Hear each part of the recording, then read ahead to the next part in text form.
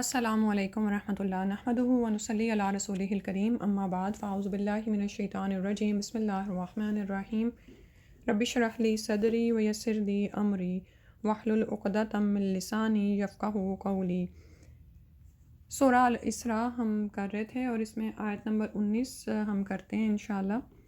ابھی ہم نے آیت نمبر 18 کی، جس میں ہم نے پڑھا تھا کہ جو دنیا چاہتا ہے تو اللہ تعالیٰ جس شخص کو جتنا چاہیں دنیا میں ہی دے دیتے ہیں، لیکن جب اس نے آخرت کی نیت ہی نہیں کی ہوتی، نہ تو وہ اللہ تعالیٰ پر ایمان رکھتا ہے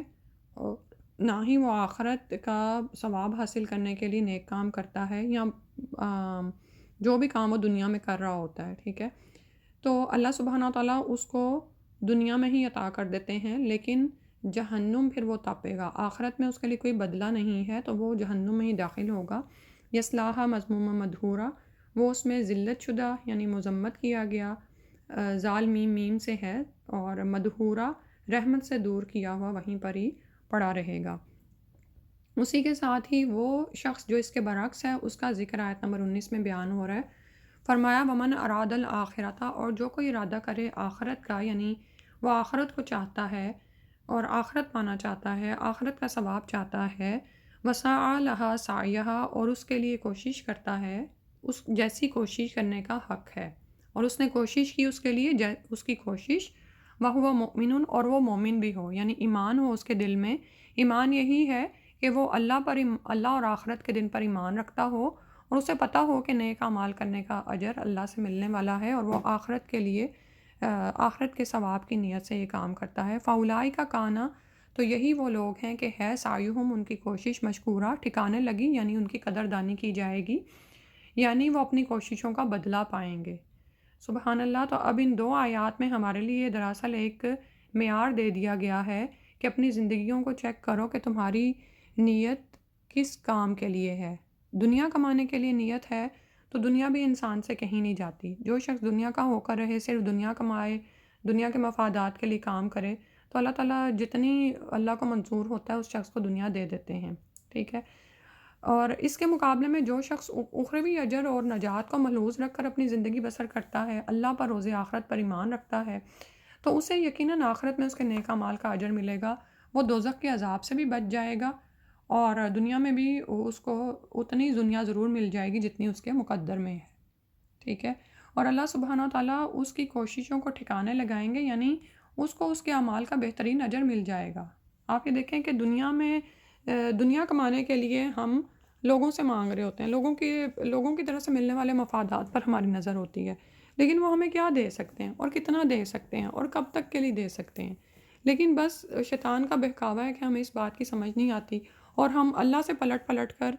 دوبارہ دنیا میں اور لوگوں کی طرف جاتے ہیں، ٹھیک ہے۔ لیکن اللہ سبحانہ و تعالیٰ تو ہماری تھوڑی سی کوشش کو بھی منظور کرنے والے ہیں، مقبول کرنے والے ہیں۔ وہ غزوہ تبوک کو یاد کر لینا کہ جس میں وہ صحابی جو ساری رات محنت کر کے تھوڑی سی کھجوریں لے کر آئے، تو نبی صلی اللہ علیہ وسلم نے ان کو کھجوروں کے ڈھیر پر ڈال دیا۔ اب دنیا کو چاہنے والے، دنیاوی نظر رکھنے والے، دنیا پرست انسان، منافقین کہنے لگے کہ اتنے سے کھجوروں سے ڈھیر سے یہ یعنی کیا بنے گا، یعنی مذاق اڑایا ان کا۔ تو لیکن نبی صلی اللہ علیہ وسلم نے اس کی کیسی قدردانی کی کہ ان کو کھجوروں کے ڈھیر کے سب سے اوپر ڈالا۔ تو اسی طرح اللہ سبحانہ و تعالیٰ تو انسان کے اعمال کی قدردانی کرنے والے ہیں۔ ہمیں جتنی صلاحیتیں دی گئی ہیں، جتنا وقت دیا گیا، جو مال دیا گیا ہے، اس میں اگر ہم اپنی استطاعت کے مطابق بڑھ کر نیکیاں کرتے ہیں، اور ہماری کوششیں پھر بھی چھوٹی چھوٹی ہی ہوتی ہیں نا، لیکن اللہ کے ہاں پھر وہ ان کی قدردانی کی جائے گی۔ ڈیپینڈ یہ کرتا ہے کہ وہ کس کام کے لیے کی گئی ہیں۔ جیسے ابھی پیچھے آ رہا ہے نا کہ جس نے دنیا کا ارادہ کیا اس کو دنیا مل جاتی ہے، تو اس سے یہ سمجھ لیکن آخرت میں کیا ہے کہ اس کے لیے یصلاھا مذموما مدحورا ہے۔ اس سے سمجھ آتی ہے کہ نیک اعمال بھی اگر کیے گئے ہیں لیکن وہ دنیا چاہنے کے لیے، تو وہ اللہ کے ہاں مقبول نہیں ہوں گے، ٹھیک ہے۔ تو وہی جیسے نیک عمل کی قبولیت کی پہلی شرط کیا ہے، اخلاص نیت، اللہ کے لیے اپنے دین کو خالص کر لیں، ٹھیک ہے۔ اور یہاں پر وہ آ رہا ہے کہ، اور دوسری بات جو اس آیت سے ہمیں پتہ چل رہی ہے، ومن اراد الآخرۃ، اور آخرت کے اجر کی امید، دراصل پہلی جو بات ہے نا، یعنی کہ اللہ کے لیے نیت کو خالص کرنا، وہ آخرت میں ہی پوشیدہ ہے، کیونکہ آخرت کس نے دیکھی؟ کسی نے نہیں، ہمیں اللہ نے بتایا نا، تو ہم اللہ کے فرمان پر، حس پر ایمان لاتے ہیں، اور آخرت کا اجر بھی ہم کس سے چاہتے ہیں؟ کیونکہ ہم آخرت کو مانتے ہیں، اس پر ایمان لاتے ہیں، تو جو آخرت کا مالک ہے اس سے ہم اس کا اجر چاہتے ہیں۔ ہمارا ایمان ہے کہ ہم دوبارہ اٹھائے جائیں گے، ٹھیک ہے؟ تو نیک عمل کی پہلی شرط کیا ہے؟ کہ انسان اللہ کے لیے نیت کو خالص کر لے، ٹھیک ہے؟ آخرت کمانے کے لیے اس زندگی گزارے، وسعیٰ لہا سعیہا، اور اس کے لیے کوشش کرے جیسا کہ کوشش مطلوب ہے، ٹھیک ہے؟ اور وہ کوشش کون سی مطلوب ہے؟ جو مسنون ہو، یعنی نیک عمل کی دوسری شرط کی، نیک عمل کی قبولیت کی دوسری شرط یہاں سے پوری ہوگی نا، کہ مسنون ہو، سنت رسول صلی اللہ علیہ وسلم کے مطابق ہو۔ اپنی مرضی سے آپ جتنے بھی وظائف کرتے رہیں اور جو بھی کچھ آپ کوششیں کرتے رہیں نا، بھاگتے دوڑتے رہیں، لیکن جب تک کہ وہ اللہ کے دیے ہوئے اسٹینڈرڈ کے مطابق نہیں نہ ہوگی کوشش، سعیہا، ویسی کوشش جیسی مطلوب ہے، جو معیار کی، کوالٹی کی ہے، جو کہ اللہ کے ہاں مطلوب ہے، ریکوائرڈ ہے، تو اس کے بغیر کام نہیں چلے گا، ٹھیک ہے؟ اور یہ دیکھیں نا کہ دنیا میں بھی جب کمپنیز دو ایک طرح کی پروڈکٹ بناتی ہیں، اس میں سے اگر کسی کا کوئی جیکٹ ہی اگر بنی ہے، کسی کا کوئی بٹن ٹوٹا رہ گیا ہے، تو کیا ہوتا ہے؟ اسٹینڈرڈ کوالٹی میں جب وہ معیار پہ پرکھی جاتی ہیں تو ایک رد کر دی جاتی ہے، حالانکہ کیا ایک بٹن کی وہ رہ گئی تھی نا، لیکن یہاں تو وہ نکال دی جاتی ہے۔ بڑی بڑی کمپنیز کیا کرتی ہیں، یا تو وہ سائٹ پہ کر دیتی ہیں، یا پھر وہ کہیں ہول سیل اسٹور یا ایسی جگہوں پر آ جاتی ہیں جہاں پر کم قیمت میں وہ خرید لی جاتی ہیں۔ تو دیکھنے کی بات ہے کہ ہماری کوشش کیسی ہے، سعیٰ لہا سعیہا، کس معیار کی ہے، کس اسٹینڈرڈ کی ہے، کس درجے پر ہے، کس احسان کے درجے پر۔ اور دوسری بات، وَهُوَ مُؤْمِنٌ، اور وہ مومن بھی ہو، ایمان لا کر اس نے یہ نیک کام کیے ہوں،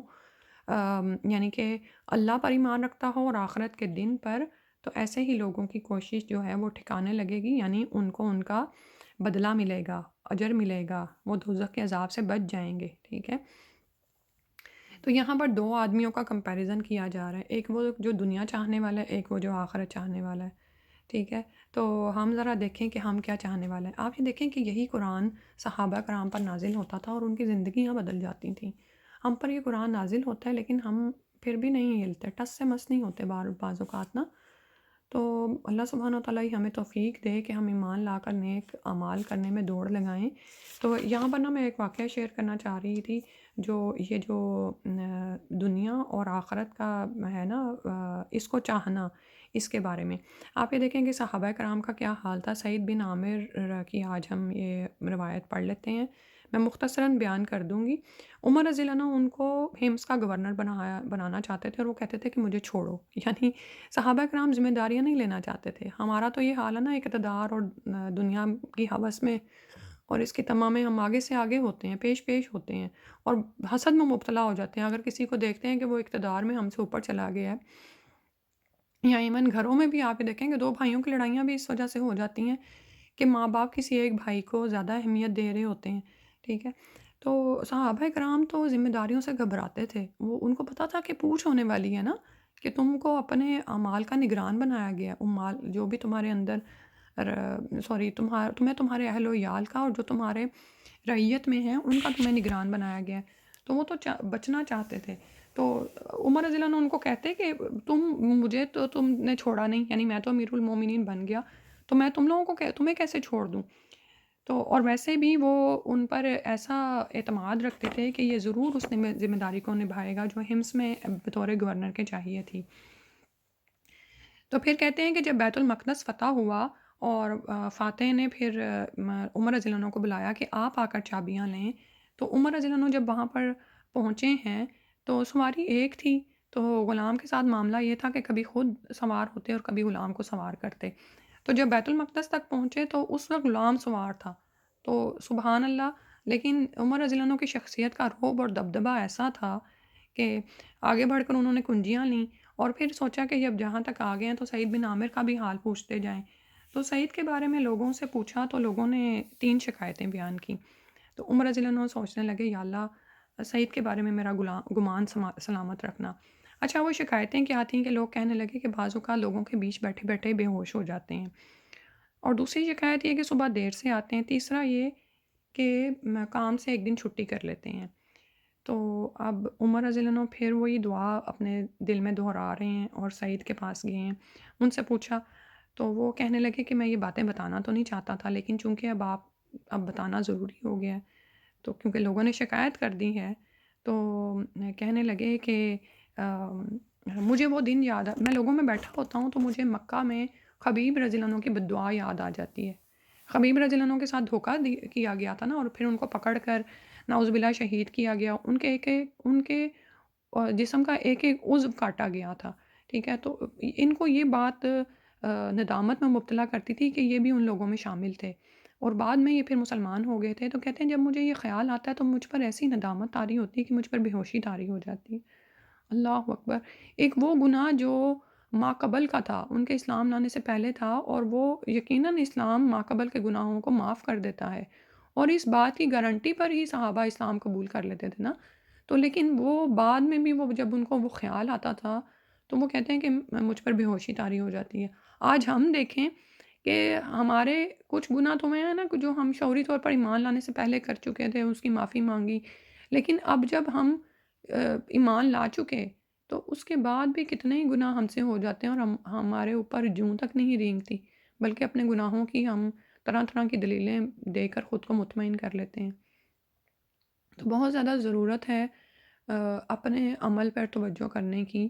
تو پھر دوسری بات کہنے لگے کہ میری بیوی بیمار ہے، تو مجھے صبح آٹا گوندنا ہوتا ہے اور ظاہر ہے روٹی بنانی ہوتی ہے، تو ناشتہ بنانے میں پھر میں تھوڑا لیٹ ہو جاتا ہوں۔ تیسری بات جو شکایت کی گئی کہ ہفتے میں ایک دن چھٹی کرتے ہیں، تو اس کی وجہ یہ تھی کہ لباس ہی ایک تھا، اس کو ہی دھوتے تھے اور اس کے سوکھنے کا انتظار کرتے تھے۔ تو سبحان اللہ، یہ صحابہ کا تقویٰ اور ان کی یعنی معاملات کے بارے میں فکر تھی، اور اس کے برعکس ہم دیکھیں کہ ہمارا اللہ تعالیٰ کے ساتھ کیا معاملہ ہے، لوگوں کے ساتھ کیا معاملہ ہے، ٹھیک ہے؟ تو جو آخرت چاہنے والے ہوتے ہیں نا، وہ پھر اللہ کا بھی حق پورا کرتے ہیں اور لوگوں کے حقوق کا بھی خیال رکھتے ہیں۔ اس کے بعد فرمایا کلن نمد ہؤلاء و ہؤلاء من عطاء ربک، کلن سب کے سب کو ہم مدد دیتے ہیں، ان کو بھی اور ان کو بھی، من عطاء ربک تیرے رب کی طرف سے، یعنی تیرے رب کی عطا سے دونوں کو عطا کرتے ہیں۔ وما کان عطاء ربک محظورا، اور نہیں ہے تیرے رب کی عطا روکی ہوئی۔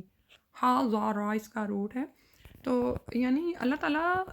ہر طرح کے مال کے مالک ہیں، دنیاوی مال و دولت بھی اللہ کی بخشش ہے جو دنیا دار کو ملتی ہے، جو دنیا دار اس کے لیے کوشاں ہوتا ہے تو اللہ تعالیٰ اس کو عطا کر دیتے ہیں۔ اسی طرح آخرت کا مال اور آخرت کے اجر و ثواب بھی اللہ ہی کے اس کے مالک ہیں، تو آخرت کے طلبگار کو وہ دیتے ہیں، ٹھیک ہے؟ تو نہ تو دنیا کے طلبگار کے لیے ممکن ہے کہ وہ آخرت کے طلبگار کی روزی بند کر دے، اور نہ ہی آخرت کے طلبگار کے لیے یہ ممکن ہے کہ وہ دنیا کے طلبگار کی روزی بند کر دے۔ یہ زمین اور اس کے دوسرے ذرائع پیداوار تو اللہ تعالیٰ نے پہلے سے ہی پیدا کر دیے ہیں، ٹھیک ہے؟ ہر شخص ان سے فائدہ اٹھاتا ہے، ہر شخص اللہ تعالیٰ کی عطا سے، اس کی بخشش سے فائدہ اٹھاتا ہے، اور یہ اللہ تعالیٰ اس کو عطا کرتے ہیں، ٹھیک ہے؟ لیکن اور یاد رکھو کہ تیرے رب کی عطا رکی ہوئی نہیں ہے، ٹھیک ہے؟ اللہ سبحانہ و تعالیٰ سب کو عطا کرنے والے ہیں۔ تو آپ یہ دیکھیں کہ اس میں پھر حسد کا کس طرح سے خاتمہ ہو جاتا ہے نا، اور پھر یہ کہ جس نیت سے تم حاصل کرتے ہو اسی نیت سے تمہیں عطا ہو جاتا ہے۔ پھر اس کے بعد فرمایا انظر کیف فضلنا بعضهم علی بعض، دیکھو تو کیسے ہم نے فضیلت دی ان میں سے بعض کو بعض پر، وللآخرۃ، اور ضرور آخرت، اکبر، زیادہ بڑی ہے، درجات، درجوں میں، و اکبر، اور زیادہ بڑی ہے، تفضیلا، فضیلت کے اعتبار سے۔ تو یہ اللہ سبحانہ و تعالیٰ نے پھر یہاں پر اب ہمیں بتایا کہ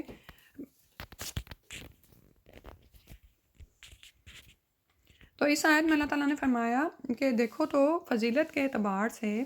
اللہ سبحانہ و تعالیٰ نے دنیا میں مختلف لوگوں کو بعض پر فضیلت دی ہے۔ یہ فضیلت مال و دولت کے لحاظ سے بھی ہو سکتی ہے اور سیرت و کردار کے لحاظ سے بھی۔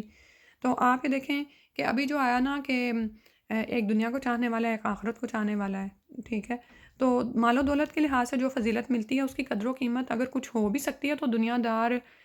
ہی کی نظروں میں ہوتی ہے، اور بسا اوقات ان کی نظروں میں بھی نہیں ہوتی، لیکن سیرت و کردار کے لحاظ سے جو فضیلت ملتی ہے نا، وہ سچی اور لازوال فضیلت اور عزت ہے، اور اسی کے لیے انسان کو کوشاں رہنا چاہیے، اسی کے لیے انسان کو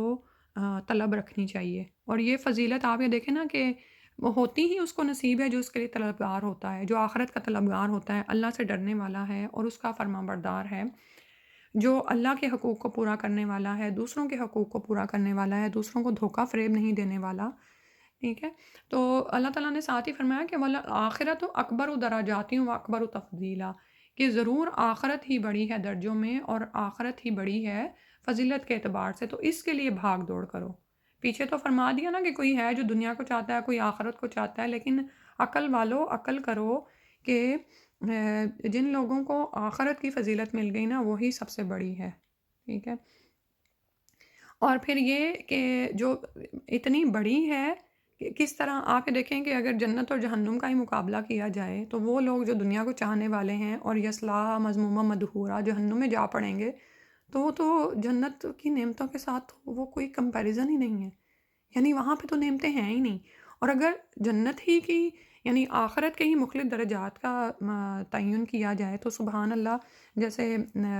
صحیحین میں ہے نا کہ جنت کے ہر درجہ میں اتنا فاصلہ ہے جتنا زمین اور آسمان میں، نچلے درجے والے اوپر کے درجے والوں کو یوں دیکھیں گے جیسے تم رات کو آسمان کے تاروں کو دیکھتے ہو۔ بخاری کتاب و رقاق کی حدیث ہے جو بابو صفت الجنہ والنار میں آئی ہے، ٹھیک ہے۔ تو دنیا میں اگر درجوں میں فرق پڑ بھی جائے تو اتنا تو نہیں فرق پڑتا کہ زمین و آسمان کا فرق پڑ جائے، لیکن وہاں پر جنت کے 100 درجے ہیں، اور یہ بھی کہا جاتا ہے کہ تو آیتیں پڑھتا جا اور جنت کی سیڑھیاں چڑھتا جا، تو ٹیٹرا 6 آیات ہیں قرآن میں، 666۔ تو پھر 2 درجوں کے درمیان اتنا زیادہ فاصلہ، ایسے جیسے تم زمین پر آسمان کے تاروں کو دیکھو۔ تو اب وہ یاد ہے نا وہ صحابی کی حدیث جس میں 2 شخص دیکھے انہوں نے، اور اس میں ایک شخص جو تھا وہ درجوں میں اس لیے فضیلت حاصل کر گیا تھا کہ وہ 1 سال مزید زندہ رہا تھا، اور اس نے 1 سال میں ظاہر ہے نمازیں اور نیک اعمال کیے ہوں گے۔ تو پہلے والا جو تھا وہ شہید ہو کے حالانکہ گیا، لیکن تو وہاں پر اس کو وہ درجات نہیں پا سکا۔ تو انسان کو ضرور سبقت کرنی چاہیے آخرت کو حاصل کرنے کے لیے، اس کے درجات کو پانے کے لیے۔ اللہ سبحانہ تعالیٰ ہمیں یہ عطا فرما دے۔ پھر اس کے بعد فرمایا لا تجعل مع اللہ الہا آخر، نہ تو بنا اللہ کے ساتھ کوئی دوسرا الہ، فتقعد، تو بیٹھا رہے گا مذموما مخذولا، مذمت کیا ہوا بے سہارا، بے یار و مددگار چھوڑ دیا جائے گا۔ تو اس آیت پر رکوع کا اختتام ہو رہا ہے، اور اللہ تعالیٰ فرما رہے ہیں کہ اللہ کو ہی الہ بناؤ، شرک کو چھوڑ دو۔ تو ایک اور ہی طرح سے جو ہے نئے انداز سے شرک، مشرکوں اور ان کے معبودوں کی مذمت بیان کی گئی ہے۔ دنیا میں جتنے معبود ہیں، چاہے وہ جاندار ہیں، بے جان ہیں، جن سے بھی حاجت روائی یا مشکل کشائی کی دعا یا آرزو کی جاتی ہے، تو آپ یہ دیکھیں کہ وہ تو خود محتاج ہیں، بے دست و پا ہیں، انسان کے خود تراشیدہ ہیں، اور یہ بت ہوں یا انسان ہوں، یہ تو خود دوسرے انسانوں کے محتاج ہیں، وہ ان کی کیا مدد کر سکتے ہیں۔ اللہ کے آگے مطیع و فرما بردار ہیں، اور یعنی خود تو استطاعت نہیں رکھتے، اللہ ہی کے محتاج ہیں، اور انسان اللہ کو چھوڑ کر ان کا مطیع فرمان اور ان کے آگے مجبور محض ہو، ان کے آگے ہاتھ باندھے اور ان سے امیدیں وابستہ کرے، ٹھیک ہے۔ حالانکہ انسان کی مدد کرنا تو ان کے بس سے باہر ہے، تو جو شخص ان سے بڑی بڑی توقعات وابستہ کیے بیٹھا ہے تو اللہ تعالیٰ نے فرمایا اس کا تو یہ حال ہوگا کہ دنیا میں بھی مصیبت کے وقت اس کے معبودان اس کی کچھ مدد نہیں کر سکتے، اور آخرت میں تو جو یاس و حسرت کا حال ہوگا کہ وہ مذموما مخذولا، مذمت کیا ہوا بے سہارا، بے یار و مددگار چھوڑ دیا جائے گا۔ آج جو ہم اللہ کو ناراض کر کے لوگوں کو راضی کرنے کے چکروں میں پڑے رہتے ہیں، تو یاد رکھیں کہ اللہ کو ناراض کرنے والا بدحال اور بے یار و مددگار ہوگا۔ اللہ تعالیٰ اس کو اسی کے معبود کے حوالے کر دیتے ہیں، اور آخرت میں بھی یہی ہوگا کہ جس معبود کے پیچھے تم نے اللہ کو چھوڑے رکھا اس کے پیچھے ہی جاؤ، تو وہ پھر جہنم میں نعوذ باللہ گرا دیے جائیں گے۔ تو چاہے کوئی اللہ کا کتنا ہی نیک بندہ ہو، کوئی فرشتہ ہو، کوئی جس کو بھی انسان اللہ کو چھوڑ کر الہ بنائے گا یا اپنی خواہش نفس کو الہ بنائے گا، انسان اس کے حوالے ہی کر دیا جاتا ہے، تو بے آسرا رہ جاتا ہے۔ جب اللہ کی مدد ہی نہیں رہی تو پھر انسان کہاں سے مدد حاصل کرے۔ ان آیات کی تلاوت سن لیتے ہیں۔ ہم آیت نمبر 1 سے شروع کریں گے انشاءاللہ، کیونکہ پہلے جو ہم نے آیات کی ان کی بھی تلاوت نہیں ہو سکی تھی، ٹھیک ہے۔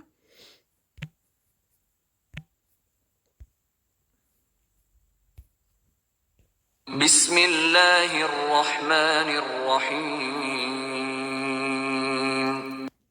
سبحان الذي أسرى بعبده ليلا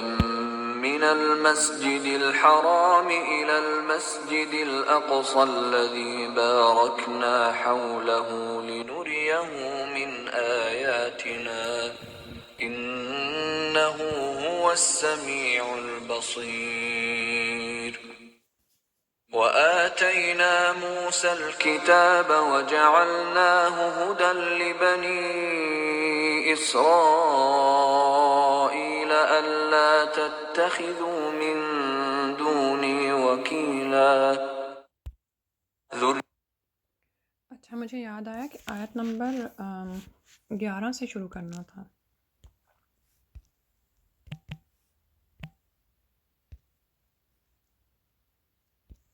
بسم اللہ الرحمن الرحیم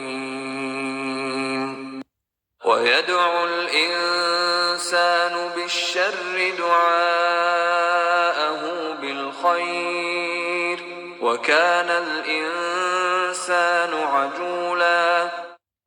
وَجَعَلْنَا اللَّيْلَ وَالنَّهَارَ آيَتَيْنِ فَمَحَوْنَا آيَةَ اللَّيْلِ وَجَعَلْنَا آيَةَ النَّهَارِ مُبْصِرَةً لِتَبْتَغُوا فَضْلًا مِّن رَّبِّكُمْ وَلِتَعْلَمُوا عَدَدَ السِّنِينَ وَالْحِسَابَ وَكُلَّ شَيْءٍ فَصَّلْنَاهُ تَفْصِيلًا وَكُلَّ إِنسَانٍ أَلْزَمْنَاهُ طَائِرَهُ فِي عُنُقِهِ وَنُخْرِجُ لَهُ يَوْمَ الْقِيَامَةِ كِتَابًا يَلْقَاهُ مَنشُورًا اقْرَأْ كِتَابَكَ كَفَى بِنَفْسِكَ الْيَوْمَ عَلَيْكَ حَسِيبًا من اهتدى فإنما يهتدي لنفسه ومن ضل فإنما يضل عليها ولا تزر وازرة وزر أخرى وما كنا معذبين حتى نبعث رسولا وإذا أردنا قرية أمرنا متر فيها ففسقوا فيها فحق عليها القول فدمرناها تدميرا وكم أهلكنا من القرون من بعد نوح وكفى بربك بذنوب عباده خبيرا بصيرا من كان يريد العاجلة عجلنا له فيها ما نشاء لمن نريد